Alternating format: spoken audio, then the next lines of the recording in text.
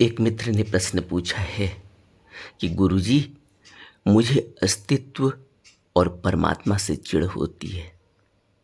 लोग कहते हैं कि परमात्मा की तलाश करो, यही सार्थकता है। लेकिन मैं सोचता हूँ कि आखिर उस दुष्ट परमात्मा की तलाश करनी ही क्यों है, जिसने हम सबको इस दुख से भरे जीवन मृत्यु के चक्र में फंसा दिया।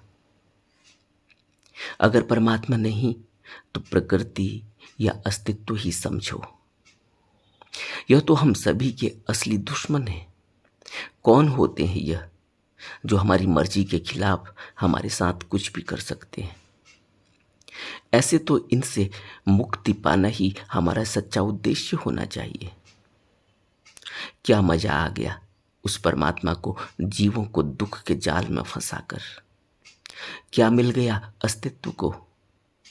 क्या गारंटी है कि इनलाइटनमेंट होने के बाद जीव जीवन मृत्यु से मुक्त हो जाता है? क्या उसको वह परमात्मा या अस्तित्व वापस नहीं खींच लेगा? मुझे तो यह तानाशाही के सिवाय कुछ नहीं लगता। पता नहीं किसने बनाया और यहां जन्म मृत्यु के जाल में कहां से फंसा लिए गए। यह प्रश्न है इनका, और इस प्रश्न में कई प्रश्न निकल कर आते हैं। और यह प्रश्न आज की युवा पीढ़ी के लिए जो दुख में ग्रसित हो गई है, उन सब के मन में उठता है। क्योंकि जब कोई इस भवचक्र में फंसने लगता है, जब कोई इस विशियस साइकिल में फंस जाता है, तो फिर वो कहता है कि परमात्मा हमारी मदद करेगा। फिर वो मंदिरों में जाता है,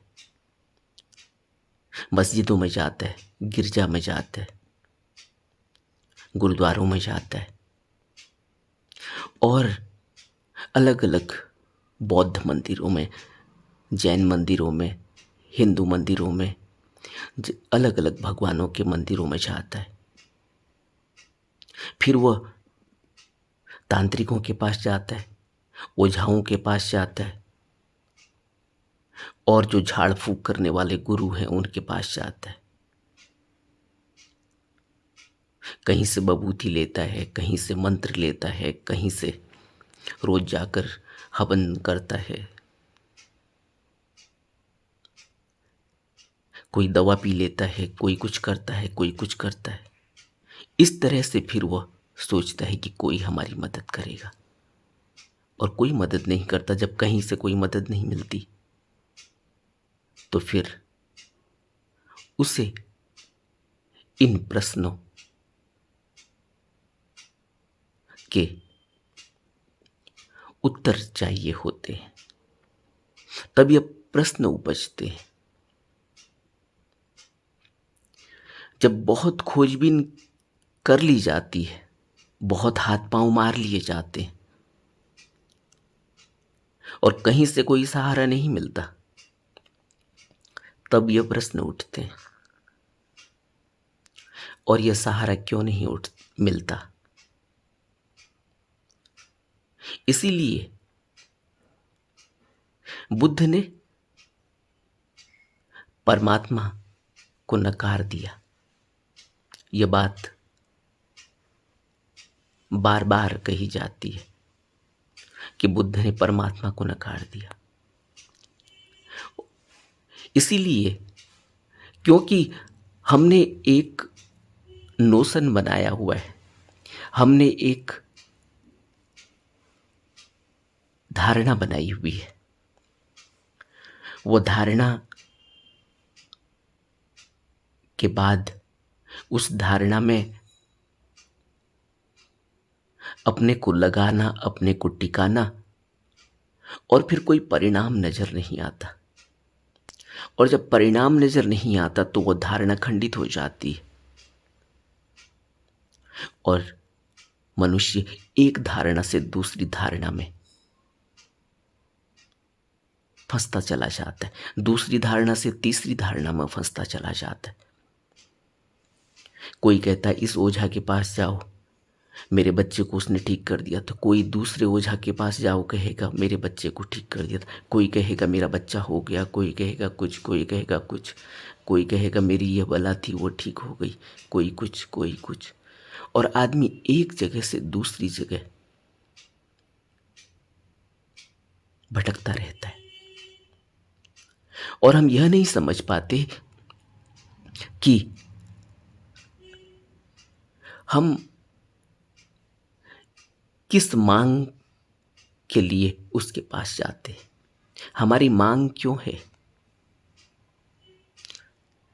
सबसे पहले तो यह प्रश्न उठना चाहिए अपने अंदर कि मेरी यहां कुछ भी अपनी मर्जी नहीं है, मेरी अपनी यहां कोई चॉइस नहीं है इस संसार में आने की। क्या मेरी चॉइस है कि मैं इस घर में पैदा हूं? क्या मेरी चॉइस है कि मुझे यह माँ मिले? क्या मेरी चॉइस है कि मुझे यह बाप मिले? क्या मेरी चॉइस है कि मुझे यह भाई बहन मिले, मुझे यह देश मिले, मुझे यह परिवेश मिले, मेरा ऐसे पालन पोषण हो? क्या मेरी कोई चॉइस है? तो यह कहां से यह बात आ गई कि मैं कहां से आ गया? जो इनकी प्रश्न की शुरुआत ही है कि मुझे अस्तित्व और परमात्मा से चिढ़ होती है। यह मुझे कहने वाला कौन है? यह मुझे कहने वाला तो कोई है ही नहीं। मुझे कहने वाला तो बाद में हुआ, जिसने कहा कि मुझे इस घर में मेरी माँ, मेरा बाप, मेरे भाई, मेरी बहन, मुझे यह खाना खाना है, मुझे यह खाना नहीं खाना है, मुझे इस स्कूल में पढ़ना है, मुझे उस स्कूल में नहीं पढ़ना, मुझे यह खरीद कर दो, मुझे यह पहनना है, मुझे वह नहीं पहनना, मुझे यह खाना है, मुझे यह नहीं खाना। यह जो मुझे कहने वाला है, जब यह अस्तित्व में आया तो यह कौन था? क्या यह कहीं था? क्या इसकी कोई चॉइस थी? फिर यह मुझे कहने वाला कौन है जिसको परमात्मा से चिढ़ हो रही है, जिसको अस्तित्व से चिढ़ हो रही है? और बुद्धों ने सबसे पहली बात ही यही कही कि यहां मैं कहने वाला जैसा कोई नहीं है, यहां मैं जैसा कुछ भी नहीं है, यहां आत्मभाव जैसा कुछ भी नहीं है। इसी आत्मभाव को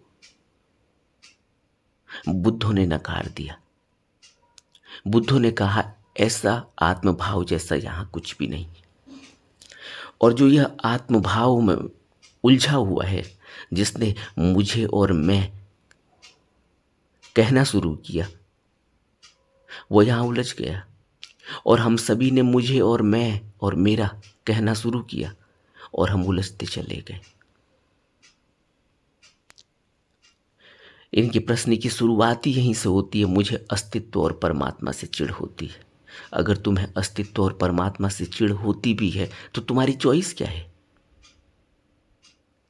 तुम कहो परमात्मा है तब भी ठीक, तुम कहो परमात्मा नहीं है तब भी ठीक, तुम कहो अस्तित्व है तब भी ठीक, तुम कहो अस्तित्व नहीं है तब भी ठीक।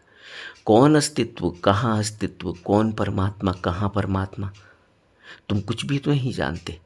कोई भी कुछ भी नहीं जानता, बुद्धों के सिवाय। क्यों नहीं जानता कोई? क्यों? इस अस्तित्व को, इस परमात्मा को, क्योंकि कोई चॉइस ही नहीं है, एक नोशन है। इसीलिए ये प्रश्न अभी जो हमने पिछली सीरीज में प्रश्न लिया है कि सब विचार है, और सब विचार ही है, परमात्मा भी एक विचार ही है, क्योंकि उसका कोई अनुभव तो है नहीं। तुम हो यही परमात्मा है और तुम हो यही अस्तित्व है। अगर अस्तित्व नहीं होता तो तुम भी नहीं होते, कोई नहीं होता। और अगर अस्तित्व नहीं होता, परमात्मा नहीं होता, तो कोई भी नहीं होता। क्या यह समझ में नहीं आ रहा है कि अस्तित्व है तब हम हैं? हम अस्तित्व से अलग नहीं हो सकते। अगर अस्तित्व ही नहीं होता तो कौन है यहाँ अब जो मैं कह रहा है, और कौन है यहाँ जो बिना चॉइस के यहाँ ला दिया गया है? तो अस्तित्व और परमात्मा से जिसे चिढ़ हो रही है, किसी को कुछ फर्क नहीं पड़ता तुम्हें चिढ़ हो न हो। ये तुम्हारा तुम्हारा ही बनाया हुआ अस्तित्व है और तुम्हारा ही बनाया हुआ परमात्मा है। उसको तुम किसी तरह के कपड़े पहना लो, उसको तुम किसी तरह की धातु से गढ़ लो, उसको तुम किसी भी प्रकार की प्रतिमा बना लो, छोटी बना लो, बड़ी बना लो, और बड़ी बना लो, पहाड़ के बराबर बना लो, तुम ही बना रहे हो। ये मन के गढ़े हुए पत्थर हैं, और मन से तुम जो भी गढ़ लो, सब मन से गढ़े हुए। तुम अगर वहां पर जाओगे और वहां अगर नाक रगड़ोगे तो तुम्हारे मन की मुराद पूरी हो जाने वाली है, ऐसा नहीं है। तुम्हारा दुख मिट जाने वाला है, ऐसा भी नहीं है, क्योंकि तुम्हारी कोई चॉइस ही नहीं है दुख के ऊपर, तो और तुम्हारी कोई चॉइस ही नहीं है सुख के ऊपर। मान रहे हैं हम कि हमारी चॉइस है। क्या चॉइस है? जब आप पैदा हुए क्या चॉइस थी कि मैं इस माँ के कोख में पैदा हूं? क्या कोई चॉइस है? और मृत्यु के समय क्या कोई चॉइस होगी कि मैं मर रहा हूं? नहीं नहीं, मैं बिस्तर में नहीं मरना चाहता, नहीं नहीं, मैं हॉस्पिटल में नहीं मरना चाहता, नहीं नहीं, मैं इस गोली को नहीं खाना चाहता, नहीं नहीं, मैं अभी नहीं मरना चाहता, अभी तो मेरे बहुत काम पेंडिंग पड़े। क्या कोई चॉइस है? जब पैदा होने की कोई चॉइस नहीं, जब मृत्यु की कोई चॉइस नहीं, सब कुदरत अपने से कर रही है या अपने से हो रहा है। मत मानो कुदरत को, मत मानो अस्तित्व को, मत मानो परमात्मा को, फिर भी तो अपने से हो रहा है। अगर अस्तित्व को नहीं भी मानोगे तो ऐसा तो है नहीं कि अब मौत आई नहीं आएगी। अगर न मानो परमात्मा को तो अब ऐसा भी नहीं है कि मौत नहीं आएगी। मौत तो फिर भी आएगी, क्योंकि पैदा हो चुके हैं। पैदा भी अपने से नहीं हुए, पता भी नहीं चला कहाँ से आ गए, और तब भी पता नहीं चलेगा कि कहाँ चले जाएंगे। तो फिर कहाँ अस्तित्व है, कहाँ परमात्मा है? किसको खबर है इस बात की? अब तुम्हें चिढ़ हो न हो, ये जो मैं कह रहा है उसको चिढ़ हो रही है, और मैं जैसा कुछ है ही नहीं। बात यहीं खत्म हो गई। सिर्फ एक विचार है कि मेरा यह परमात्मा है। मैं तो उस परमात्मा को मानता हूं जिसके बाल लंबे हैं, जिसकी दाढ़ी है, और दूसरा कहेगा मैं तो उस परमात्मा को मानता हूं जो बिल्कुल ही, जिसके बाल नहीं, जिसकी दाढ़ी नहीं, जिसकी खूबसूरती अलग ही है, जिसका ललाट चमक रहा है। कोई कहेगा मैं तो उसको मानता हूं जो मेरी माँ की तरह, जिसमें माँ की मूर्ति दिखाई देती है। कोई कहेगा मैं उस परमात्मा को मानता हूं जिसमें बाप की मूर्ति दिखाई देती है। तुम्हारी ही माँ, तुम्हारा ही बाप, तुम्हारा ही परमात्मा, तुम्हारा ही अस्तित्व। अस्तित्व के बारे में भी हम क्या जानते? कितना बड़ा अस्तित्व है, और हम क्या जानते? क्या हम मंगल ग्रह में जाकर हमने अस्तित्व देख लिया? क्या हमने शनि ग्रह में जाकर अस्तित्व को देख लिया? क्या हमने इस पूरे गैलेक्सी में जाकर अस्तित्व को देख लिया? क्या हमने सूर्य और चंद्र की तपिश को और उसकी ठंडाई को समझ लिया? कौन से अस्तित्व की बात कर रहे हैं? हमारा अस्तित्व तो अभी एक छोटे से कमरे में, एक छोटे से घर में, और इतना ही है। एक छोटे से शहर में होगा, एक बड़े से शहर में होगा, एक राजा होंगे एक राज्य के, एक राजा होंगे एक देश के, इतना ही अस्तित्व है। कुछ 10-12 बच्चे होंगे, या 50-100 बच्चे होंगे, या 1-2 बच्चे होंगे, यही हमारा अस्तित्व है। या 1-2 पत्नियां होंगी, या 50-100 पत्नियां होंगी, तो क्या इतना ही अस्तित्व है? कौन से अस्तित्व को हम जान रहे हैं? हम क्या जानते हैं अस्तित्व के बारे में? सिर्फ हवा हमने, जो हमें ये भी पता नहीं चल रहा कि सांस कौन ले रहा है कौन नहीं ले रहा है। ये सांस कैसे अंदर जा रही है, कैसे बाहर जा रही है, कौन सी घड़ी अंदर लगी हुई है, कौन सी टिक टिक अंदर हो रही है, कौन कौन सी मशीन अंदर लगी हुई है? क्या हम कुछ जानते? कौन सी चिप अंदर लगी हुई है? हमें कुछ भी पता नहीं अस्तित्व का, लेकिन उसके बाद भी हम अस्तित्व से चिढ़ हो गई। ये तो ऐसी ही बात है कि किसी आदमी को देखा नहीं, लेकिन उससे चिढ़ हो गई। जैसे छोटे छोटे बच्चे करते हैं ना, मुझे तो इस आदमी से चिढ़ होती है क्योंकि ये काला दिखाई देता है, मुझे तो इस आदमी से चिढ़ होती है क्योंकि ये कुछ खिलाता नहीं है, मुझे तो इस आदमी से चिढ़ होती है क्योंकि ये बहुत बोलता है। मुझे तो इस आदमी से चिढ़ होती है क्योंकि ये गाड़ी चलाता है। मुझे तो इस आदमी से चिढ़ होती है क्योंकि ये हवाई जहाज़ चलाता है। बहुत ज़ोर ज़ोर की आवाज़ होती है हवाई जहाज़ से, मुझे डर लगता है। इस तरह की बचकानी बचकाने विचार हैं हमारे। हमें कुछ भी पता नहीं क्या अस्तित्व है क्या नहीं है। हमने कभी आज तक सागर की लहरों की आवाज़ भी न सुनी हो। आज तक हमने सागर को देखा भी ना हो भला, लेकिन सागर से हमें चिढ़ होने लगी है। आज तक हमने कभी अस्तित्व की उस भयंकर आवाज़ को नहीं सुना जो सब कुछ धराशायी कर देती है, सब कुछ जलमग्न कर देती है। लेकिन हमें अस्तित्व से चिढ़ होने लगी है। अभी तक हमने अस्तित्व की उस आवाज़ को नहीं सुना, उस प्रकाश को नहीं देखा जो हमारे अंदर है, जिस जिस आवाज़ से ये शब्द निकल रहे हैं। कौन है ये बोलने वाला? कहाँ से ये शब्द निकल रहे हैं? कैसे यह आवाज़ खनकती हुई निकल रही है? कौन है जो सुन रहा है इन कानों से? कौन सा एम्पलीफायर लगा हुआ है इन कानों में? कौन सी मशीन लगी हुई है? कौन इस नाक से सूंघ रहा है? ये सूंघने वाली कौन सी मशीन लगी हुई है जो अलग अलग परफ्यूम्स, अलग अलग सेंट की अलग अलग संवेदनाएं हमें महसूस हो रही है? हमें कुछ भी पता नहीं है। और जब बुद्ध कह रहे हैं कि यहाँ मृतवत जीवन जी रहा है आदमी, तो बड़ी चिढ़ होती है। मृतवत कैसे जी रहे हैं? तुम कौन बुद्ध? तुम हुए भी नहीं भी हुए। अभी कोई प्रश्न पूछता था कि बुद्ध हुए भी नहीं हुए, क्या गारंटी है? और तुम बुद्ध बुद्ध कहे चले जाते हो। बुद्ध हुए या नहीं हुए, इससे हमारा क्या भला हो जाएगा?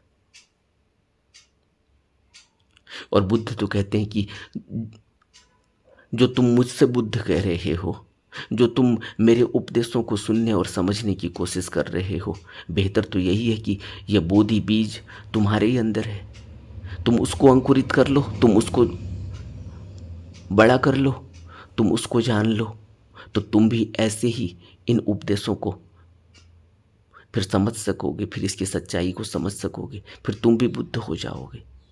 लेकिन यह भी एक कल्पना है। क्यों? क्योंकि हमें कुछ भी पता नहीं है अभी।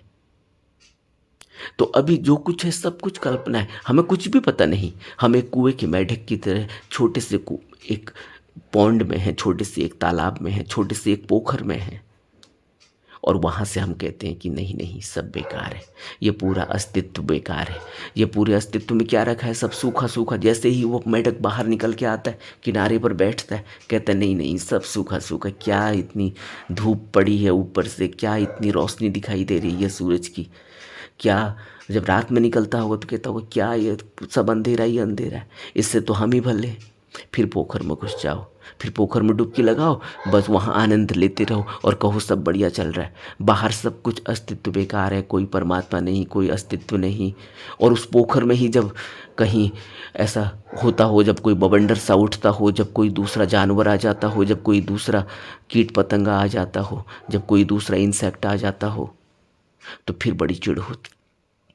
फिर कहते ये परमात्मा ने क्या बना दिया ये पॉन्ड, इस पॉन्ड को बनाने की क्या जरूरत थी?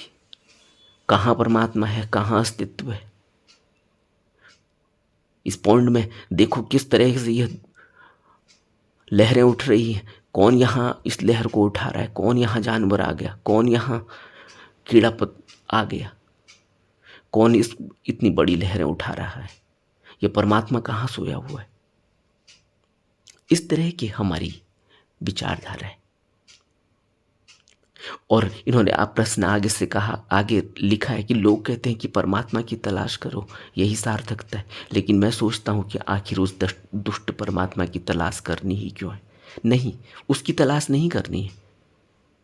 उसकी तलाश करने से वो मिलने वाला भी नहीं है, क्योंकि बाहर वह है ही नहीं तो मिलेगा कहाँ से? अगर होता तो अभी तक तुम क्या सोच रहे हो तुम्हें मिलता?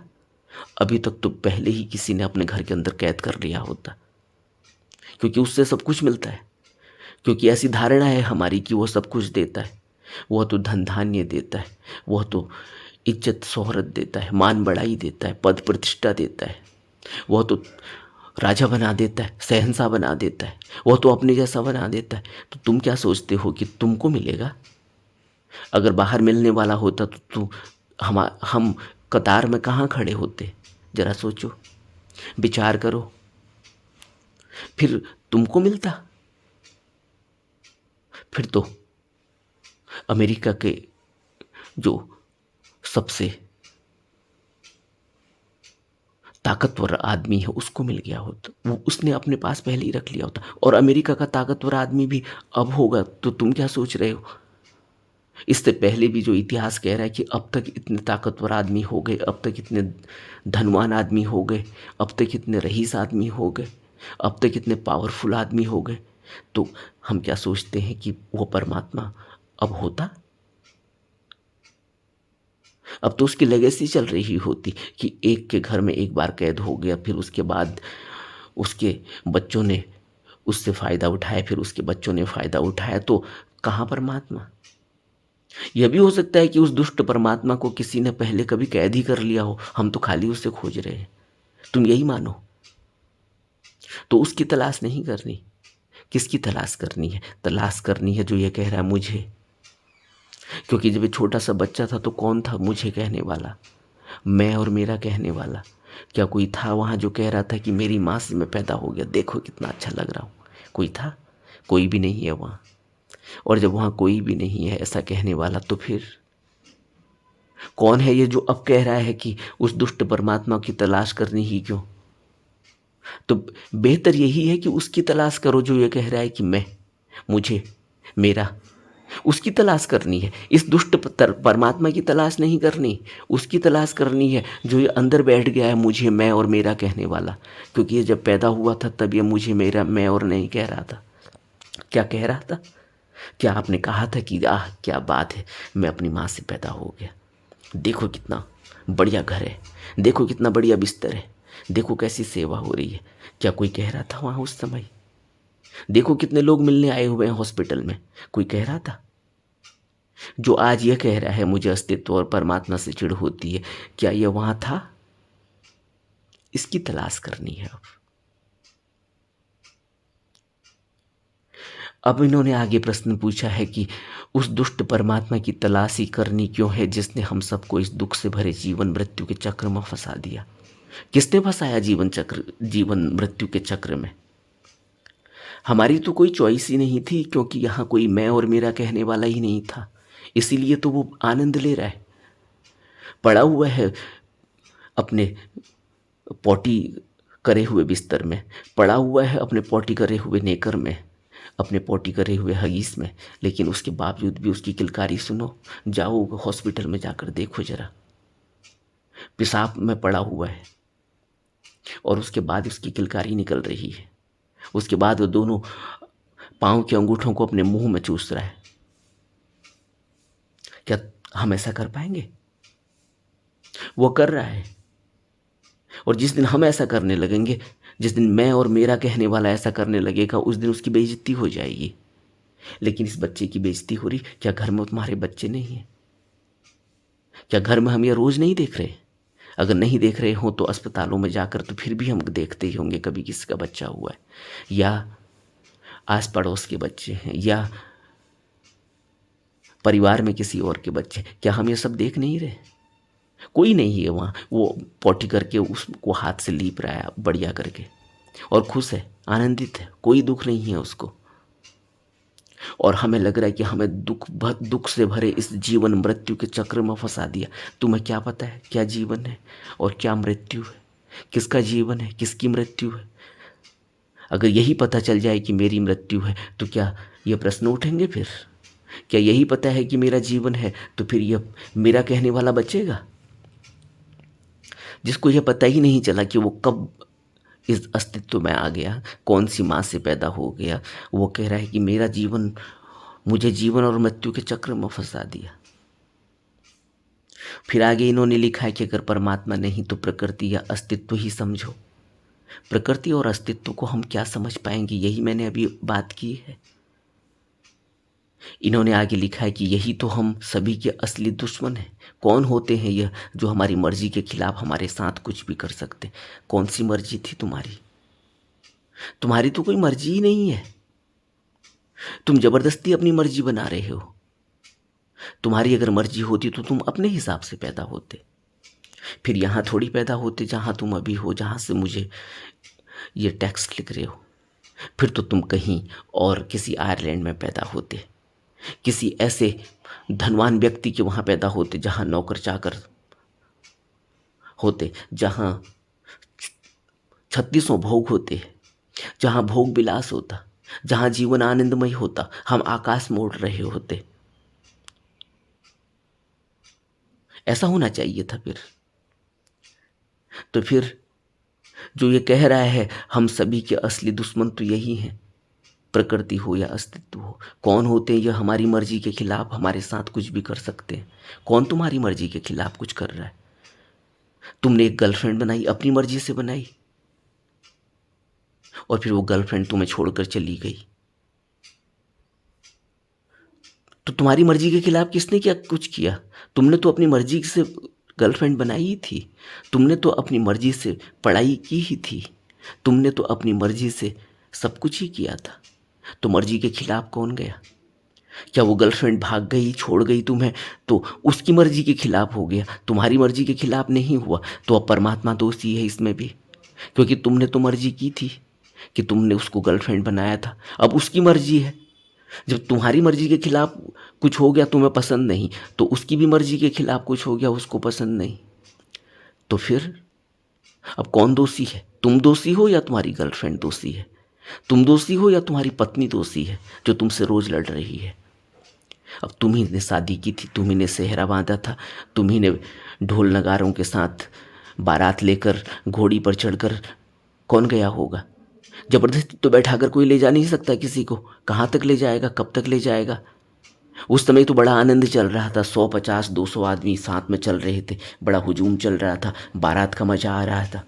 और तुम खुद ही शॉपिंग करने गए होंगे, बड़ा अच्छा सा सूट सेलेक्ट किया होगा, बड़ी अच्छी सी शेरवानी सेलेक्ट की होगी, बड़ा अच्छा सा लहंगा, पिछौड़ा लहंगा सेलेक्ट किया होगा, बड़ा अच्छा, और कोई गाउन सेलेक्ट किया होगा, और न जाने कितने कपड़े सेलेक्ट किए होंगे, न जाने पूरे घर गृहस्थी का सामान जोड़कर इकट्ठा किया होगा।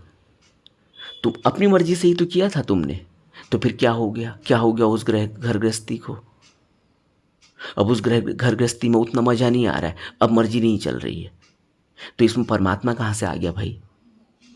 कौन सा परमात्मा आ गया? कौन सा अस्तित्व आ गया? तुम अपनी मर्जी से सब कुछ कर रहे हो, फिर तुम्हारी मर्जी के खिलाफ कुछ हो जा रहा है। इसमें परमात्मा कहाँ से आ गया? इसमें तो पत्नी ही दोषी है, और पत्नी तुम्ही ने अपनी मर्जी से चूज की थी, गर्लफ्रेंड तुमने अपनी मर्जी से चूज की थी, बच्चे तुमने बनाए थे, अब वो बच्चे अपनी मर्जी से चल रहे हैं, अब तुम कह रहे हो परमात्मा दोषी है। हम क्या कह रहे हैं? हम क्या प्रश्न लिख रहे हैं? हमें कुछ भी पता नहीं चल रहा है। इसीलिए तो बुद्ध कह रहे तुम छोड़ो परमात्मा को, तुम छोड़ो इस प्रकृति को, तुम छोड़ो इस अस्तित्व को, तुम छोड़ो इन धारणाओं को। कोई परमात्मा नहीं है। और जब उन्होंने ये कह दिया कोई परमात्मा नहीं है, अब उस पर बहस चलती है। पिछले 2800 साल से बहस चल रही है। कोई परमात्मा नहीं है कह दिया, परमात्मा है, कोई कहेगा आत्मा है, कोई कहेगा आत्मा नहीं है, ऐसा कह दिया, वैसा कह दिया। ये बुद्ध कौन होते हैं? इनको भगाओ। और जिन्होंने कह दिया परमात्मा है, तो उन्होंने भी परमात्मा को जान लिया, तब कहा होगा परमात्मा है। अब बुद्ध ने परमात्मा नहीं है कहा, तो हमको समझ कर कहा कि परमात्मा नहीं है, तुम छोड़ो, तुम अपने को देखो, ये मैं कहने वाले को देखो कि कौन है ये मैं कहने वाला। बात एक ही कही जा रही है। जो ये कह रहा है कि परमात्मा है, वो भी वही कह रहा है जो बुद्ध कह रहे हैं परमात्मा नहीं है। तुम परमात्मा को छोड़ो, तुम अपने मैं को देखो, तुम अपने आत्मभाव को देखो। अब ये दोनों बातें अलग दिखाई दे रही हैं, उस पर बहस चलती है, नई नई किताबें लिखी जा रही हैं, पूरी थीसिस लिखी जा रही है, पूरे न जाने किताबों से कितना कुछ भर दिया गया है, और उन किताबों को पढ़ के हम और कंफ्यूज हो जाते हैं। जितनी ज़्यादा नॉलेज होगी उतना ज़्यादा कन्फ्यूजन बढ़ेगा। अब हम इतने वेवर्ड हो चुके हैं, अब हम इतनी बुरी तरह से अपने ही भंवर, अपने ही जंजाल में फंस चुके हैं कि हमें पता ही नहीं चलता कि क्या हो रहा है क्या नहीं हो रहा है। और बुद्ध कह रहे हैं कि छोड़ो तुम इसको। और ये प्रश्न में लिखते हैं आगे कि ऐसे तो इनसे मुक्ति पाना ही हमारा सच्चा उद्देश्य होना चाहिए। हाँ, यह तुमने सही बात कही कि हमें इनसे मुक्ति पाना ही सच्चा उद्देश्य होना चाहिए। तुम इनसे मुक्ति पाओ, तुम इनको छोड़ो और यह देखो कि मैं कौन हूं। बस जिस समय तुमने इनसे मुक्ति पा ली और यह देख लिया कि यह मैं कहने वाला कौन है, यह मैं कहने वाला पहले दिन नहीं था जब यह पैदा हुआ था, और जब ये मरेगा तब भी यह मैं कहने वाला बचने वाला नहीं है, क्योंकि यह तो कहेगा मैं मुझे बचाओ, अभी मुझे मरना नहीं है, मैंने इतना बड़ा एम्पायर खड़ा किया है, मेरे भी बच्चे छोटे हैं, उनकी शादी करनी है, मेरे बच्चे अभी बड़े नहीं हुए, या मेरे बच्चे बड़े हो गए हैं, उनकी शादी हो गई है, अभी उनके पोतों को देखना है, उनके पोतों की शादी देखनी है। मैं भी मरना नहीं चाहता क्योंकि अभी मैंने भोग पूरा नहीं किया। और कहानियां भी हैं ऐसी, बड़े बड़े ग्रंथों में इस तरह की कहानियां हैं जहां एक आदमी मरना ही नहीं चाहता था, उसने जो है इच्छा मृत्यु का वरदान ले लिया, तपस्या की। अब इच्छा मृत्यु के वरदान से भी क्या होगा, भोग करता रहा, एक दूसरे के अपने बच्चे की उम्र ले ली, मांग ली। बच्चे ने भी कहा कि ठीक है, मेरा बाप कह रहा तो अपनी उम्र दे देता हूँ, उससे भी भोग उसका पूरा नहीं हुआ। अब भोग कितना भोगेगा आदमी। तो इस तरह की कहानियां भी इसी तरह से इसीलिए बनाई गई थी, इनका उद्देश्य कुछ भी नहीं है। वो आदमी था नहीं था, उसने अपने बच्चे से उम्र मांगी नहीं मांगी, ये काल्पनिक कथाएं हैं सब, यह मान लो, लेकिन इनके पीछे एक राज है, एक सच्चाई है, यह कि वो यह बताना चाहते हैं कि जीवन को समझो, यही हमारा जीवन है, हम यही हैं, हम इसी आदमी की तरह हैं जो बार बार उम्र मांग रहे हैं भोग विलास करने के लिए, लेकिन कभी यह वासना पूरी नहीं होती और कभी यह मैं कहने वाला मिलता नहीं है। और यह मैं कहने वाला किसने पैदा किया? हम तो अपनी मां के कोख से आ गए, लेकिन यह मैं किसने बनाया? ये मैं तो मां ने नहीं बनाया था, ये मैं हमने बनाया है। इसलिए यह प्रश्न तुमने सही कहा कि ऐसे तो इनसे मुक्ति पाना ही हमारा सच्चा उद्देश्य होना चाहिए। हाँ, यही होना चाहिए। तुम छोड़ो परमात्मा को, छोड़ो अस्तित्व को, तुम छोड़ो उस तालाब को, उस मेढक को, उस तालाब को छोड़ देना चाहिए जो ये कह रहा है कि इस तालाब में इतनी लहरें उठने लगी हैं, यह परमात्मा कितना दुष्ट है जो लहरें उठा रहा है। मैं आनंदित था यहाँ, अब वहां कोई और दूसरा जानवर आ गया, अब वहां कोई दूसरा कीड़ा मकोड़ा आ गया, अब उससे लहरें उठ रही है, अब उस मेढक को दिक्कत होने लगी है। अब वो कह रहा है कि मैं यहाँ आनंद में रह रहा था। उस मेढक को कुछ पता नहीं है कि वो कहाँ से पैदा हुआ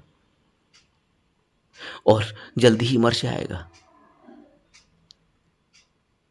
कभी भी कोई सांप आएगा और उसको निगल जाएगा, कभी भी कोई बड़ा कीड़ा आएगा, बड़ा जानवर आएगा और उसकी मृत्यु हो जाएगी। पता नहीं कौन सी गाय उस पौंड में आ जाए पानी पीने के लिए और उसके पाँवों के नीचे वो दब जाए छोटा सा मेढक। लेकिन वो सोच रहा नहीं नहीं, मेरी उम्र तो बहुत लंबी, मैं तो इस तालाब का मालिक हूँ, कौन यहाँ आ सकता है। लेकिन उसे पता नहीं कि कब उसके ऊपर पाँव पड़ेगा और कब उसकी मृत्यु हो जाएगी। हमारा भी यही होना है, कब मृत्यु का पाँव पड़ेगा हमारे ऊपर और कब हम पिस जाएंगे, कब हम पिस जाएंगे हमें नहीं पता। लेकिन उसके बावजूद भी हम सोचते हैं कि नहीं नहीं, हमें परमात्मा से। तो यह सब हमें सोचना होगा। अब इन्होंने आगे लिखा है कि क्या मजा आ गया उस परमात्मा को जीवों को दुख के जाल में फंसाकर। किसी ने परमात्मा ने जीवों को दुख के जाल में नहीं फंसाया। हमने गर्लफ्रेंड खोजी, हमने गर्लफ्रेंड को डेट किया, हमने गर्लफ्रेंड से शादी की और अब हमें उससे बड़ी दिक्कत होने लगी है। अब यहाँ परमात्मा कहाँ से आ गया? हमने बच्चा बनाया, हमने शादी की, हमने भोग किया, हमने वासना में फंसे, हमारे अंदर एक विचार उठा बच्चे का, एक बच्चा हुआ, अब वो बच्चा जो है शराब पीने लगा है या जुआ खेलने लगा है या बड़ा IITN बन गया, बड़ा प्रोफेसर बन गया, लेकिन घर से छोड़ गया, घर से दूर चला गया, अब इनको फ़ोन नहीं करता। तो अब ये परमात्मा को गुस्सा कर रहे हैं कि परमात्मा ने हमें दुख के जाल में फंसा दिया। कहाँ परमात्मा आ गया इसमें? कहाँ अस्तित्व आ गया इसमें? क्या गारंटी है कि इनलाइटनमेंट होने के बाद जीवन चक्र से मुक्त हो जाएगा? कौन इनलाइटनमेंट हो रहा है? ये मैं कहने वाला इनलाइटनमेंट कभी नहीं होगा। इसलिए ये बात भूल जानी चाहिए कि कोई मैं इनलाइटनमेंट होऊंगा, उसके बाद मैं जो है मुक्त हो जाऊंगा, फिर मैं एक आयरलैंड में चले जाऊंगा, फिर मैं एक ऐसे अलग ऐसे स्वर्ग और बैकुंठ में चला जाऊंगा जहाँ फिर मैं राजसी ठाट बाट भोंकूंगा। ऐसा कोई इनलाइटनमेंट मैं कहने वाले को नहीं मिलता। इसलिए बुद्ध से जब प्रश्न पूछा गया तुम कौन हो, कहते हैं मैं कौन हूँ? क्या तुम पत्थर हो? क्या तुम पहाड़ हो? क्या तुम आदमी हो? क्या तुम देवी हो, देवता हो, क्या हो, भगवान हो? बुद्ध कहते हैं मैं कहाँ हूँ?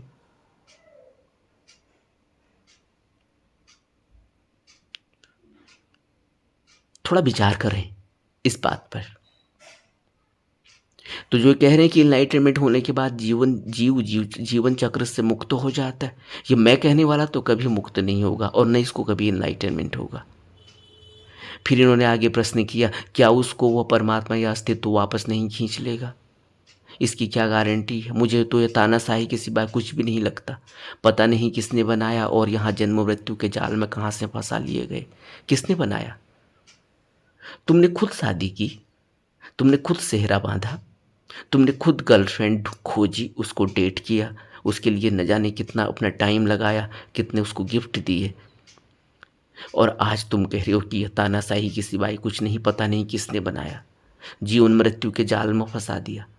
तुमने वासना भोगी, तुमने बच्चा पैदा किया और तुम अब उसके मोह में फंस गए। अब तुम कहो कि परमात्मा ने सब कुछ कर दिया। परमात्मा कहाँ से आ गया इसमें? तुम डेट कर रहे हो, तुम शादी कर रहे हो, तुम बिजनेस कर रहे हो, तुम्हारा बिजनेस नहीं चला, फ्लॉप हो गया, दूसरे का चल रहा है, इसमें परमात्मा कहाँ से आ गया? तुमने बिजनेस की ट्रिक और टिप्स सीखी, तुमने अपने से विचार करके कौन सा बिजनेस खोलना है वो खोला, तुम्हारा वो बिजनेस नहीं चला, दूसरे ने दूसरे विचार से दूसरा बिजनेस खोला, उसका बिजनेस चल गया। अब तुम कह रहे हो कि परमात्मा ने उसका बिजनेस चला दिया, मेरा नहीं चला है। परमात्मा कहाँ से आ गया बीच में? तुम बिजनेस करने वाले, तुम बिजनेसमैन बन रहे थे, तुमने बिजनेस स्टडी की थी, तुमने पैसा लगाया, तुम कह रहे थे मैंने पैसा लगाया है, मेरा पैसा, मैंने इन्वेस्टमेंट की है, तुमने एम्प्लॉई रखे, तुमने एक बहुत बड़ा सेटअप तैयार किया। अब इसमें परमात्मा कहाँ से आ गया? तुम्हारा बिजनेस नहीं चला तो तुम इस परमात्मा को बीच में क्यों धकेल रहे हो? इसलिए तो बुद्ध कह रहे हैं तुम छोड़ो परमात्मा को, परमात्मा की बात ही मत उठाओ, परमात्मा की बात बाद में कर लेना, पहले ये देखो कि ये मैं कौन है। जब ये पैदा हुआ था अस्पताल में, माँ की कोख से बाहर निकला था, उस समय ये कह रहा था मैं आ गया हूं बाहर। बस इस मैं को समझो, इस मैं को खोजो। जब मैं को खोज लोगे तब सारे प्रश्न गिर जाएंगे। और मैं को खोजने के लिए ही बुद्धों ने इस संसार में आकर तकनीक दी, ध्यान बताया, ध्यान सिखाया, ध्यान की दीक्षा दी और उपदेश दिए ध्यान के ऊपर। ध्यान के अलावा जितने भी उपदेश बुद्धों के हैं, यह समझना चाहिए कि वो सिर्फ हमें इस समाज और इन धारणाओं से बाहर निकालने के लिए हैं। ये धारणाएं हमने ही बनाई हैं, हम ही इनमें उलझे हैं, इनसे बाहर निकालने के लिए। बाकी कुछ भी नहीं है, सब भूल जाओ। इस मैं को खोजना ज़्यादा जरूरी है कि ये मैं कहाँ से आया, बजाय इसकी कि ये परमात्मा कौन है, कहाँ से आया। यह खोजना जरूरी है कि मैं कहाँ से आया। नमो बुद्धाय।